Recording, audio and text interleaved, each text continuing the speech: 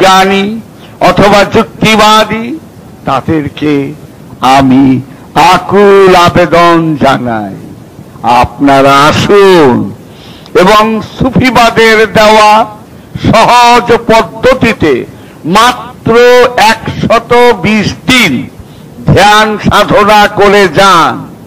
আশা করি অবশ্যই রহস্য লোকের কিছু না কিছু নিদর্শন দেখতে পাবেন। অবশ্য শব্দটি এজন্য ব্যবহার করলাম যে ব্যর্থ হবার প্রশ্নই উঠে না। কারণ প্রথমেই বলে রাখি, যদি আপনার ভাগ্যে না পাবার কথাটি লিখা থাকে তো পাছায় লাথি মেরে আপনাকে উঠিয়ে দেওয়া হবেই। সুফিবাদের দেওয়া এই ধ্যান সাধনাটি অনেকটা চুক্তিভিত্তিক, অথচ কোনো চুক্তি নাই।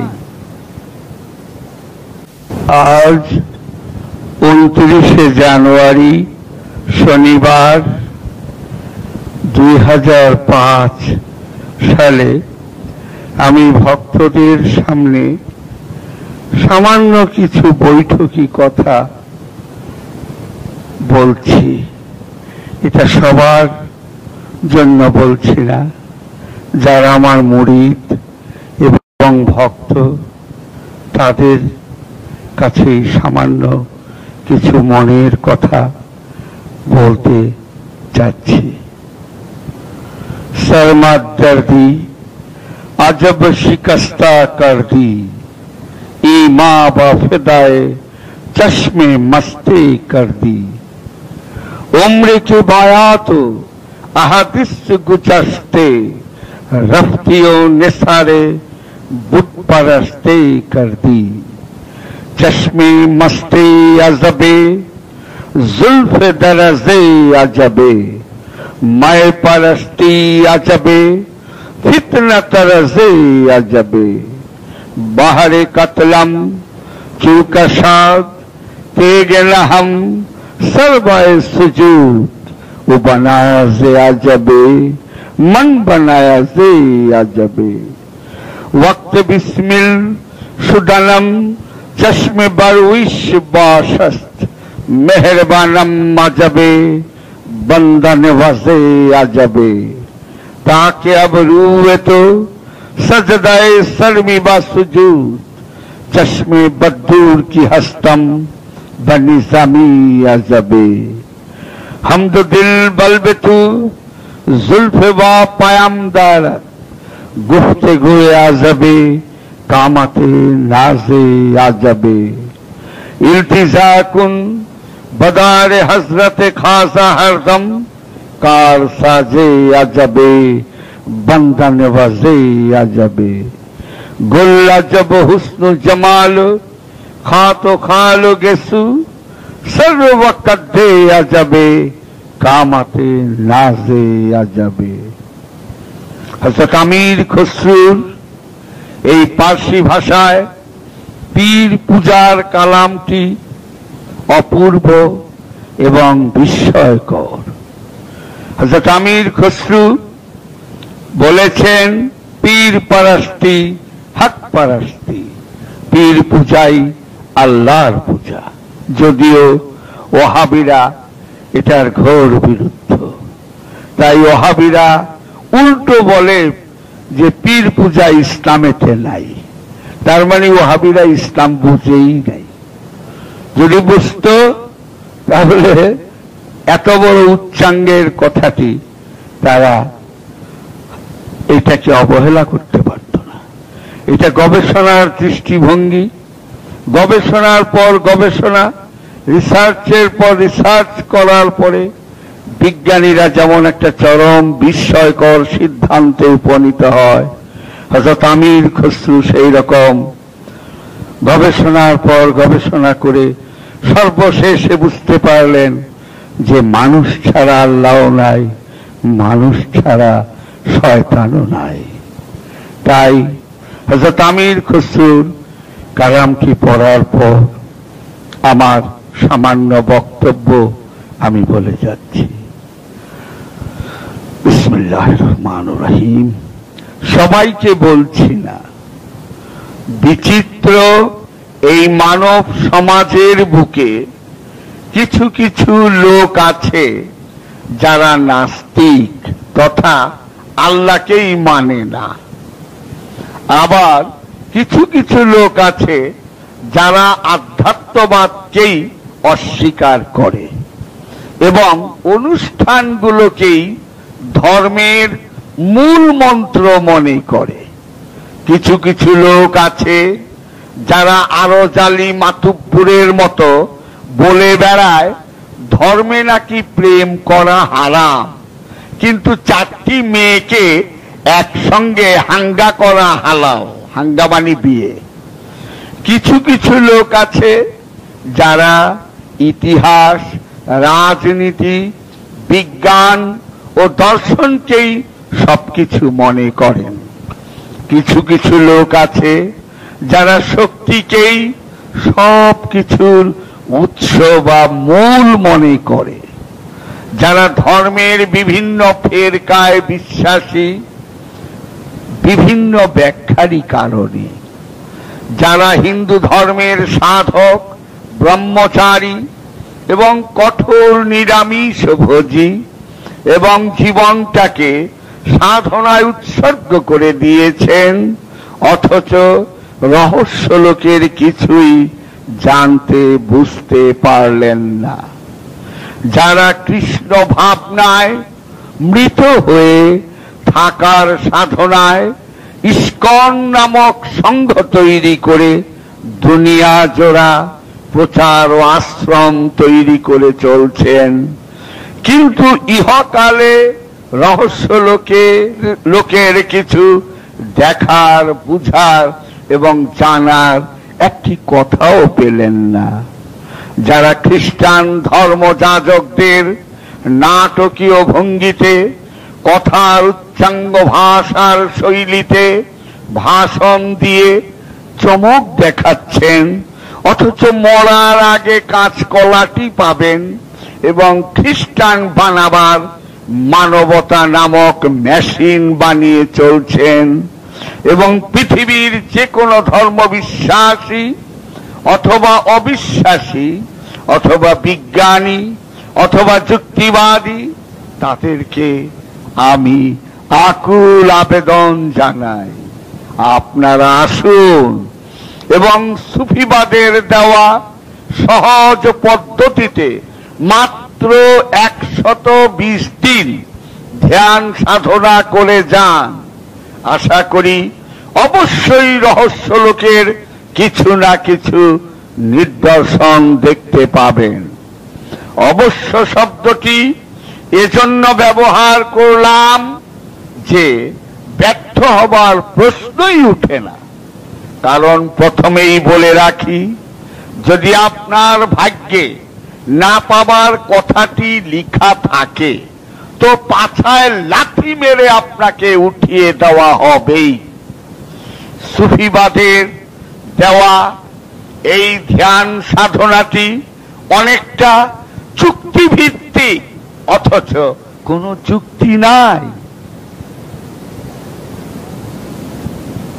সুফিবাদের দেওয়া এই ধ্যান সাধনাটি অনেকটা চ্যালেঞ্জ ছুড়ে মারার মতো, অথচ কোনো চ্যালেঞ্জ নাই।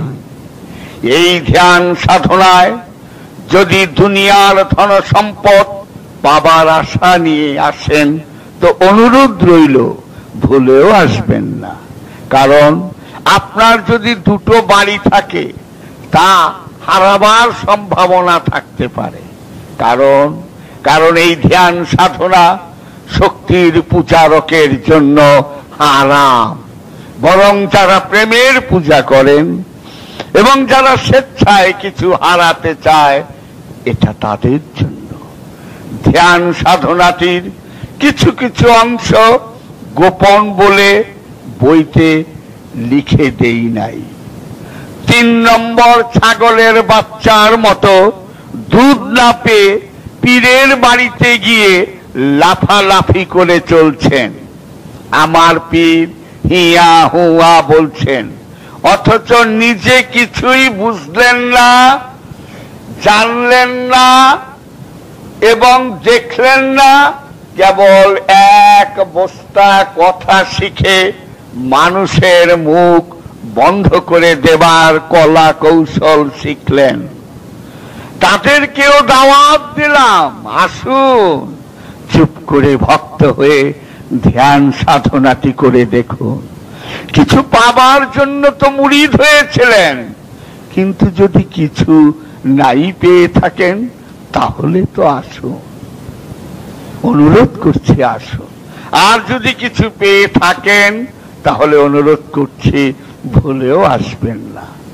এসব কথা বিস্তারিত বইতে লেখা যায় না, তাই আসুন মাত্র কয়েকটি বৈঠকের ভাষণের ক্যাসেট সংগ্রহ করে মন দিয়ে শুনে দেখুন না। অকপটে বলতে চাই, একটু নিজের ঢোল নিজেই পিটিয়ে বলতে চাই যে দারিদ্রতা কাকে বলে তা আমার ব্যক্তিগত জীবনে ঘটেনি। কোটি কোটি টাকা কামিয়েছি হোমিও ডাক্তারি করে। মনে হয় এশিয়া মহাদেশে কোনো হোমিও ডাক্তার এত অর্থ উপার্জন করেনি। তাই বই পুস্তক কেনার জন্য প্রচুর অর্থ ব্যয় করেছি। অনেকে বলতো এত বড় বুক কালেকশন কমই দেখা যায়। প্রচুর পড়াশোনা করতাম, দুহাতে গরিব দুঃখীদের বিলিয়ে দিতাম। সঞ্চয়ের জন্য স্ত্রীর অনুরোধ কোনোদিন শুনিনি। জায়গা সম্পত্তি কিছুই করিনি, কেবল স্ত্রীর দেওয়া 2.5 বিঘা জমিটুকু আছে। ওটা আমার উপার্জনে নয়, তাই ওটা আমার নয়, ওটা সন্তানদের।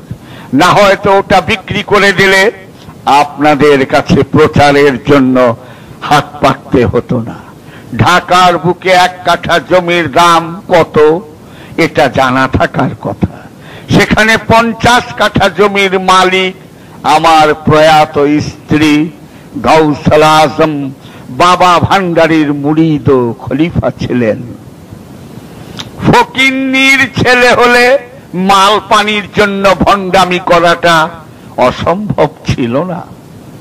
কোটি টাকা লাথি মেরে ফেলে দিয়ে ফকিরি লাইনে এসেছি, তাই ফকিরি আমার কাছে কোহিনূর হীরার চেয়েও অনেক অনেক মূল্যবান। ভুল করতে পারি, কিন্তু ভণ্ডামি করার আগে মৃত্যু কামনা করি। কারণ মৃত্যুই শেষ শাস্তি। জানি না তা কোনো দিন জানার ভান করতে চাই না, সোজা বলে দেই জানি না। এ কথাগুলো এর জন্যই বললাম যে এই ধ্যান সাধনাটি কত বড় একটি জল জ্যান্ত সত্য, তা একটু ধ্যান সাধনা করে দেখুন। অনুরোধ রইল, দেখুন ওয়াহেদকে কেমন করে আহাদের সঙ্গে গিরায় গিরায় বেঁধে দেওয়া হয়েছে। অখণ্ড আহাদের সঙ্গে ওয়াহেদকে আষ্টে পৃষ্ঠে এমন ভাবে জড়িয়ে রাখা হয়েছে যে 1 খণ্ড জমি কিনতে পারলে মন খুশি হয়। কেন হয়? এর কারণ কি? কারণ জমিটিও মাটি আর আপনার দেহটিও মাটি। মাটিকে আকর্ষণ করে, অথচ ওয়াহেদ মাটিও নয় জমিও নয়। ওয়াহেদ বিদায় নিলে মাটির দেহটি লাশ হয়ে পড়ে থাকে। লজ্জায় ওয়াহেদ কর্মফলের ভক্তিকে দেখে চমকে ওঠে, কিন্তু আর তখন করার কিছুই থাকে না। নিয়তির ঘূর্ণায়মান চক্রের শক্ত বন্ধনটিকে কে অস্বীকার করতে পারে, যদি না কোনো কামেল গুরুর রহমত লাভ করা যায়। তাই বলা হয়ে থাকে যে যার গুরু নাই শয়তান তার গুরু। বাজারে গুরুর ছড়াছড়ি, কিন্তু আসল গুরুটি কোথায় একটু খুঁজে নিতেই তো হয়। ইংরেজিতে একটা কথা আছে, faith is meaningless without any actual practice. বিশ্বাসের কোনো মূল্যই থাকে না যদি তার প্রমাণ না পাওয়া যায়। মনে পড়ে কাফের উকবা মহানবীকে গালি দেওয়াতে মহানবী মনে কষ্ট পেয়েছিলেন, কারণ গালিটি ছিল সম্পূর্ণ অশ্লীল। মহানবী বলেছিলেন এই বলে যে তুমি তো গালি দেবেই, কারণ তুমি তো জারজ সন্তান।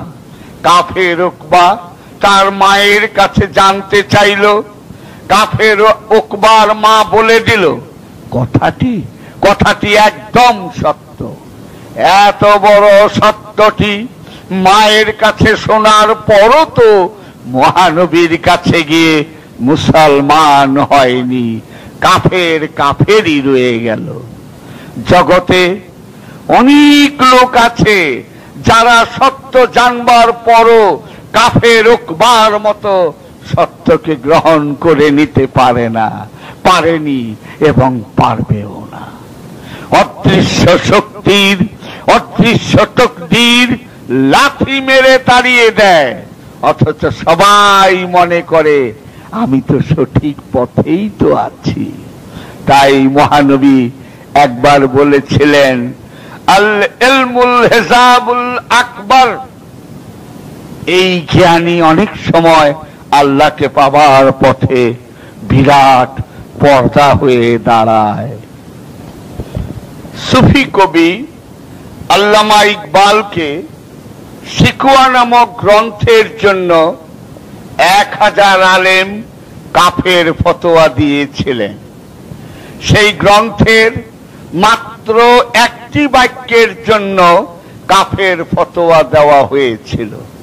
সেই বাক্যটি ছিল আল্লাহ তুমি দয়ালু নও।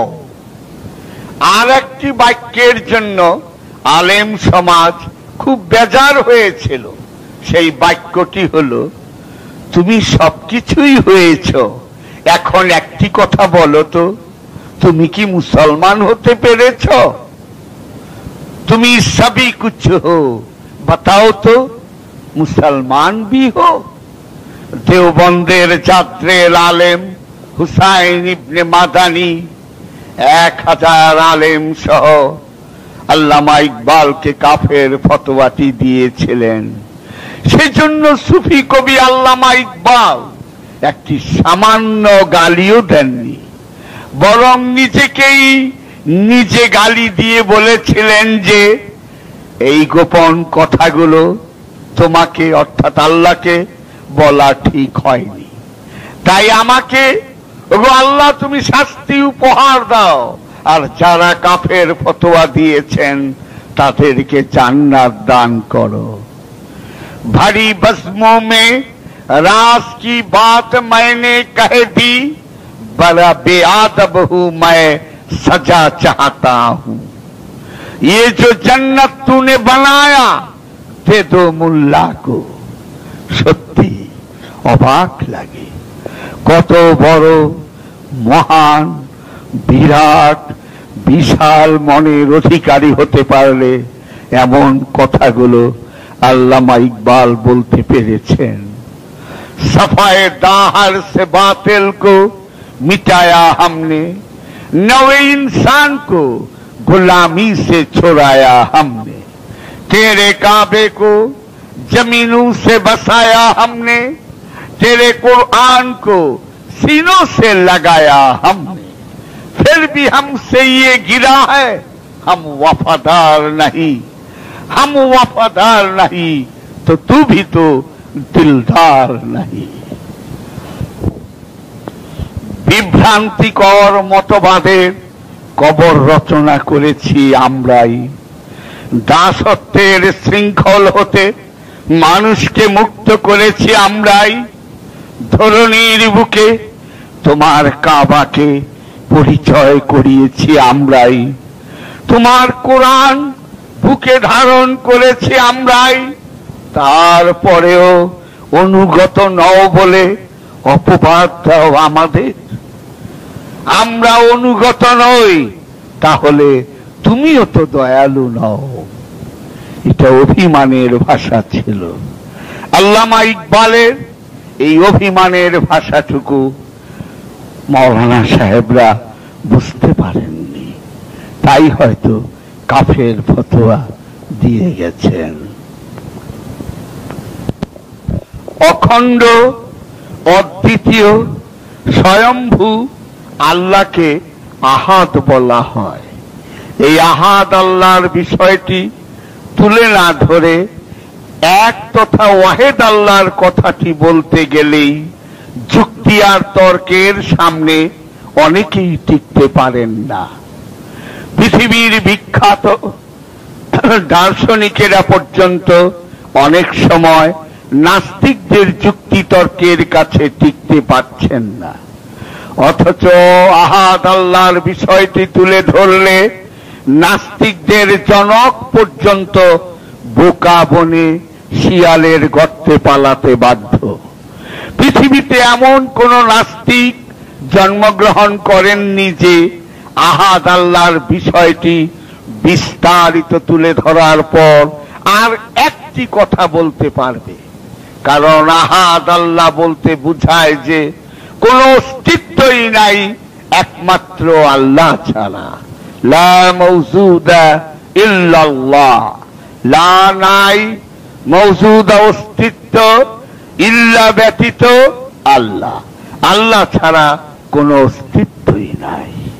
পূর্ব এবং পশ্চিমের যেদিকেই তাকাও না কেন আল্লাহ ছাড়া কিছুই নাই। রব্বুল মাশরিকে ওয়াল মাগরিবে লা ইলাহা ইল্লাহু। কুরআনের এই বাণীটি বুঝাতে চেয়েছে যে আল্লাহর সিফাত তথা গুণাবলী যদিও জাত তথা মূল বিষয়টি নয়, তবে জাত তথা মূল বিষয়টি না থাকলে সিফাত তথা গুণাবলীর চিন্তাই করা যায় না। কিন্তু পরক্ষণে আমরা তোমার শাহরগের নিকটেই আছি। নাহনু আকরাবু ইলাইহি মিন হাবলিল ওয়ারিদ বলার মাঝে সিফাতটিকে মোটেই বুঝানো হয়নি। আমরা তোমার শাহরগের নিকটেই আছি বলার মাঝে রূহ তথা পরমাত্মার কথাটি বুঝানো হয়েছে। তবে এই রূহ তথা পরমাত্মাটি এতই ক্ষুদ্র আকারে আছে যে ধরা পড়ার কথা নয়। এজন্যই আল্লাহকে হিকমতওয়ালাও বলা হয়। মানব দেহের মাঝে রূহ তথা পরমাত্মা আছে বলেই মোরাকাবার ধ্যান সাধনার মাধ্যমে জাগিয়ে তোলার বারবার তাগিদ দেওয়া হয়েছে। এজন্যই মহানবী তার উম্মতদের শিক্ষা দেওয়ার জন্য হেরা পর্বতের গুহায় 15 বছর 1 মাস 19 দিন সময় ও অসময়ে অথবা একটানা নয় ধ্যান সাধনা করেছেন। ধ্যান সাধনার মোরাকাবাটি বাদ দিলে ধর্মের এক বস্তা ভালো ভালো কথা শেখা যায় এবং সমাজে বিরাট ইসলাম গবেষক হওয়া যায়, কিন্তু আল্লাহর ওলি হওয়া যায় না। ভালো ভালো কথা শিখে মানুষকে বোকা বানানো যায়, প্রবন্ধ লিখে চমক তৈরি করা যায়, চোখ ধাঁধিয়ে দেওয়া যায়, মনের অজান্তে সূক্ষ্ম ধোঁকা দেওয়া যায়, সাময়িক জিতবার সাময়িক আনন্দ পাওয়া যায়। কিন্তু আখেরাতটি যে ঝরঝরা, আখেরাতটি যে অন্ধকারে ডুবে থাকে, সেটা মরার আগে বুঝবার আর কোনো উপায় থাকে না।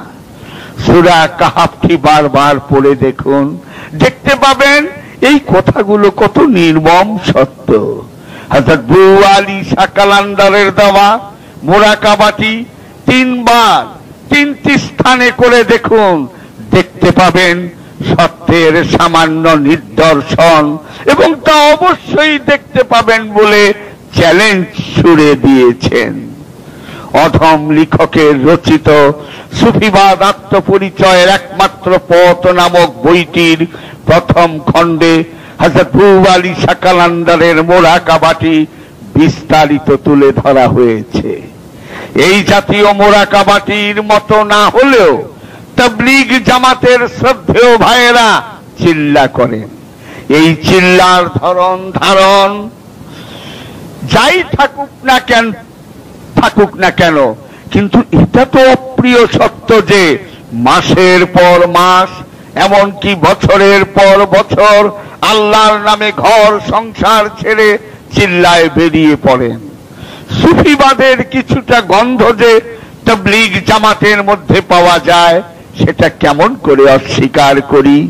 সুতরাং তাবলীগ জামাতের মৃত্যু হতে পারে না, বরং দিনে দিনেই এর প্রসারতা ঘটতে বাধ্য। কারণ আজকের দিনে পীর ফকিরেরা মোরাকাবার বিষয়টি ঠিক মতো তুলে ধরেন না। কেবল পীরের বাড়িতে আসা যাওয়া আর কিছু কথা শেখানো হয়, যার দ্বারা অন্যকে জব্দ করা যায়। আর সৌদি আরবের ওহাবিরা তো একমাত্র আল্লাহ ছাড়া আর কিছুই মানেন না। যেমন খালেজিরা এই একই পুরাতন কথাটি বলতো, এবং সৌদি আরবে লেখাপড়া শিখে কত সুন্নিদের ছেলে মেয়েরা খাঁটি ওয়াহাবিতে পরিণত হয়েছেন, তা বেসরকারি টেলিভিশনের চ্যানেলগুলোতে সুন্নি লেবাসে ওয়াহাবি মতবাদ হরহামেশা প্রচার করতে দেখা যায়।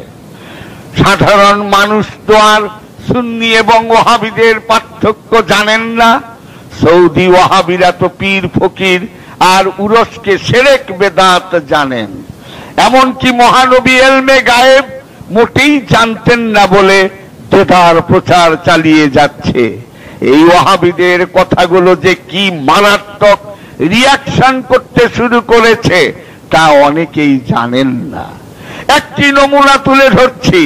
তাসকন্দে খ্রিস্টান পাদ্রীরা ধর্মীয় জলসার মধ্যে বলেছেন যে আমাদের মহানবী এলমে গায়েব জানতেন না। সৌদি আরবের বড় বড় ওয়াহাবি আলেম উলামাদের দলিলগুলো তুলে ধরার পর পাদ্রীরা কুরআন হতে এলমে গায়েব জানবার দলিলটি যে যীশু খ্রিস্টের বেলায় বলা হয়েছে, উহা আম জনতার সামনে যুক্তি ও ব্যাখ্যা দিয়ে তুলে ধরার পর অনেক মুসলমান অবশেষে খ্রিস্টান ধর্মে চলে গেছেন। এরকম ন্যাক্কারজনক ঘটনাগুলো যে অহরহ ঘটে চলছে পৃথিবীর বিভিন্ন স্থানে, তা বাংলাদেশেরই সুন্নি মাওলানাদের ওয়াজের ক্যাসেট শুনলেই পরিষ্কার বোঝা যায়। তাছাড়া সুন্নিদের প্রচারটি ওয়াহাবিদের বিশাল বিত্ত বৈভবের প্রচারটির সঙ্গে তুলনাই চলে না। আল্লাহর সমস্ত সৃষ্টির আমার জানা মতে তৌহিদে বাস করেন এবং তসবিহ পাঠ করেন। ইউসাব্বিহু লিল্লাহি মা ফিস সামাওয়াতি ওয়া মা ফিল আরদ। অবশ্যই এই তসবিহ পাঠটি আমাদের হাতের বানানো দানাওয়ালা তসবিহ পাঠ নয়। আমাদের দানাওয়ালা তসবিহ পাঠের মধ্যে আসল আর ভেজাল দুটোই পাওয়া যায়।